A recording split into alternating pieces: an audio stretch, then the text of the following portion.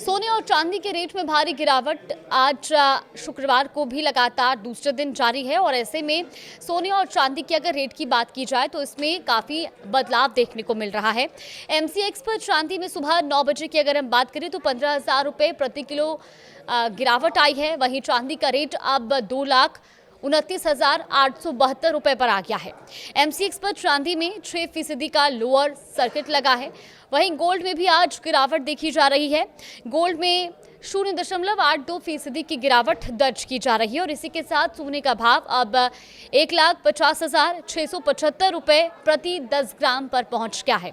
इससे पहले एमसीएक्स पर अप्रैल 2026 एक्सपायरी वाला गोल्ड फ्यूचर्स कॉन्ट्रैक्ट गुरुवार को 1,52,260 प्रति 10 ग्राम पर बंद हुआ था और यह अपने रिकॉर्ड हाई 1,80,769 प्रति 10 ग्राम से करीब 28,500 रुपये नीचे आ गया था।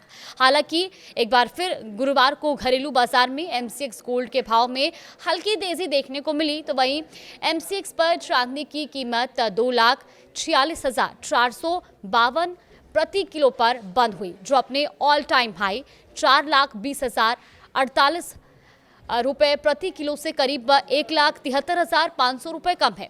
गौर करने वाली बात यह है कि एमसीएक्स पर सोना और चांदी दोनों की रिकॉर्ड ऊंचाई पिछले हफ्ते शुक्रवार को ही छुई थी, क्योंकि इसमें काफी बदलाव देखने को मिल रहा था। ऐसे में आपको ये भी बताते हैं कि आखिर सोने और चांदी के दामों में ये भारी गिरावट क्यों देखने को मिली। आज सोने और चांदी की कीमतों पर दबाव इसलिए है क्योंकि अमेरिका और ईरान के बीच तनाव कम होता दिख रहा है। मिंट की रिपोर्ट के अनुसार मार्केट एक्सपर्ट्स का ये मानना है कि दोनों देशों ने संभावित न्यूक्लियर डील को लेकर बातचीत शुरू करने का ऐलान किया है और आज पहली बातचीत हो रही है। ऐसे में इस खबर के बाद निवेशकों का झुकाव सुरक्षित निवेश यानी कि सोने चांदी से हटकर अमेरिकी डॉलर की तरफ बढ़ा है। डॉलर मजबूत होने से आमतौर पर सोने और चांदी की कीमतों पर दबाव पड़ता है। ऐसे में आगे चलकर कीमती धातु की जो दाम है, जो कीमतें हैं, उनमें और भी गिरावट आ सकती है और धीरे धीरे ये अपने फेयर वैल्यू की ओर बढ़ेंगी, जो मौजूदा कीमतों से काफ़ी नीचे मानी जा रही है। मार्केट एक्सपर्ट्स का यह भी मानना है कि अमेरिकी डॉलर के मजबूत होने की वजह से सोने और चांदी की कीमतों पर बिकवाली का दबाव बना हुआ है। अमेरिका और ईरान के बीच तनाव कम हुआ है क्योंकि दोनों देश आज ओमान में एक बार फिर न्यूक्लियर बातचीत शुरू करने वाले हैं और इससे सोना और चांदी जैसे सुरक्षित निवेश की मांग कमजोर पड़ी है।